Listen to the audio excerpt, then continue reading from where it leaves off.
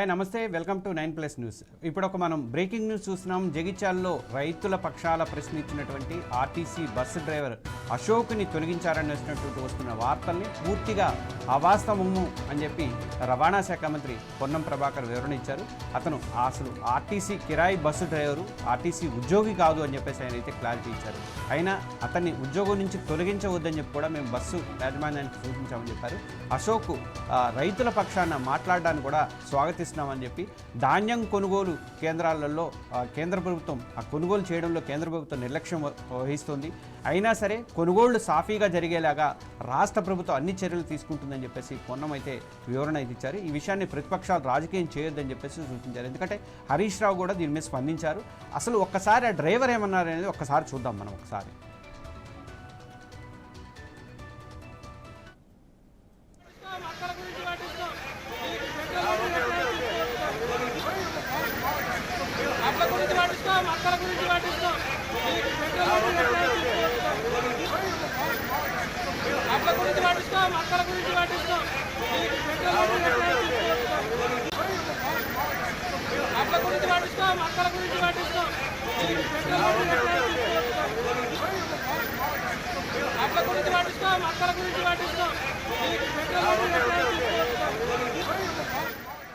చూశారు కదా, డ్రైవర్ ఏమంటాడంటే ముందు ఆయన వాళ్ళు పెట్రోల్ డీజిల్ ధరలు పెరిగినాయి అది ఇదని చెప్తున్నారు. ముందు మక్కల గురించి ఆలోచించండి, వరి గురించి ఆలోచించండి, అవన్నీ కళ్ళలో తడిసిపోతున్నాయి, కొనటం లేదు, మీరు కొనకపోతే రైతులు ఇబ్బంది పడుతున్నారు అని చెప్పేసి డ్రైవర్ అనడాన్ని, బస్సులో వెళ్తూ ఆర్టీసీ డ్రైవర్ అనడాన్ని మనం చూసాము.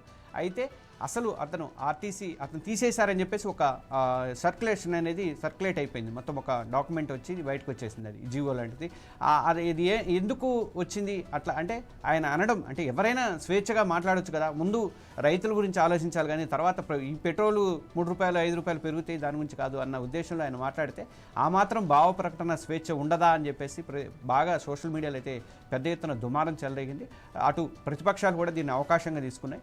దాంతో పొన్నం వివరణ అనేది ఇచ్చారు. అసలు ఆయన బస్సు కండక్టరు, మా ఆర్టీసీ ఉద్యోగి కాదు, ఆయన అదే కిరాయి బస్సు, అద్దె బస్సు, అది అద్దె బస్సుకి కిరాయి అయినప్పటికీ కూడా ఆయన తీసేయొద్దని చెప్పి మేము చెప్పామని చెప్పి పొన్నం వివరణ అయితే ఇచ్చారు. ఒకసారి పొన్నం ఏమన్నారో చూద్దాం.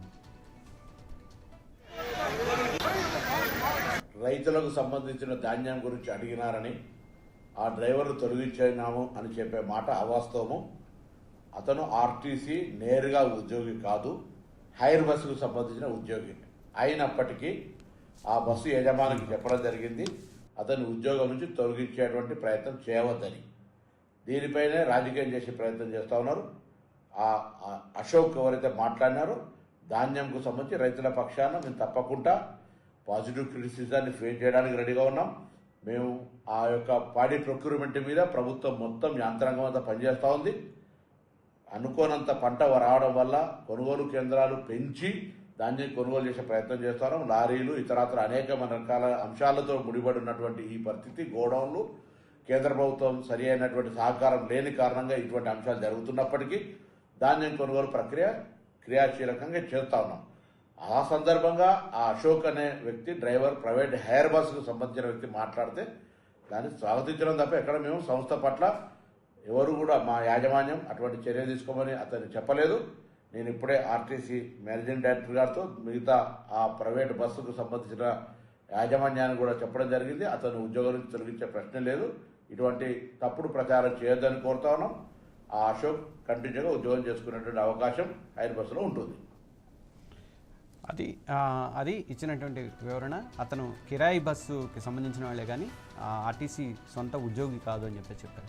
తర్వాత ఇంకొక బ్రేకింగ్ న్యూస్ చూద్దాం. తాండూరు ఎమ్మెల్యే బి మనోహర్ రెడ్డిని సైబర్ నేరగాళ్లు ఫోన్ కాల్ ద్వారా మోసం చేసే ప్రయత్నం అనేది చేశారు.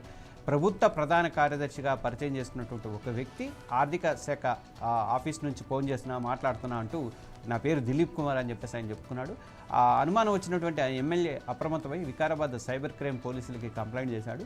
ఈ మధ్య పల్లా రాజేశ్వర రెడ్డి కూడా మనం చూసాం, ఇలాంటి నకిలీ ఫోన్ కాలే వచ్చి డబ్బులు గుంజే ప్రయత్నం అనేది జరిగింది. ఇప్పుడు మళ్ళీ మనోహర్కి కూడా వచ్చిందని చెప్పేసి మనకి ఇప్పుడు నేరగాళ్ళ నుంచి ఇట్లాంటి ఫోన్లే అంటే మనం చాలా జాగ్రత్తగా ఉండకపోతే మాత్రం పెద్దవాళ్ళు కూడా మోసపోయే అవకాశాలు ఉంటాయి. కాబట్టి నిజంగా ప్రభుత్వ ప్రధాన కార్యదర్శి అయితే డబ్బులు అడుక్కునే పని ఉండదు కదా, అంత అవసరం అనేది ఉండదు.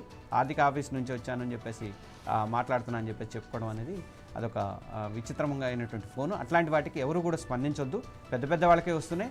మీకు ఎవరు ఫోన్ చేసినా కానీ మీరేమి వాళ్ళకి సంబంధించినటువంటి ఓటీపీ నెంబర్లు కానీ లేకపోతే మీకు లింకులు క్లిక్ చేయమన్నా కానీ ఏది కూడా మీరు చేయకుండా జాగ్రత్తగా ఉండాలని చెప్పేసి పోలీసులు అయితే, సైబర్ క్రైమ్ పోలీసులు అయితే చెప్తున్నారు.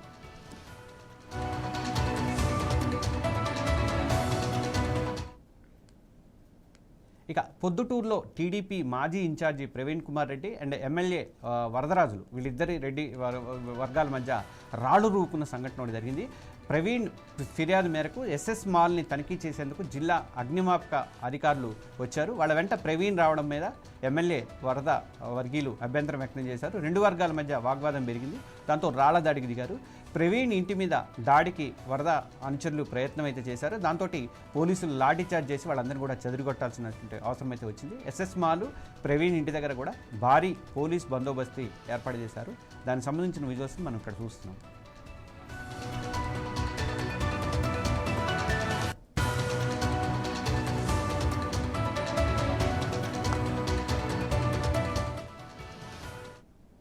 ఇది 9+ న్యూస్లో బ్రేకింగ్ న్యూస్. మళ్ళీ మరో అంశంతో మళ్ళీ కలుద్దాం. Thank you.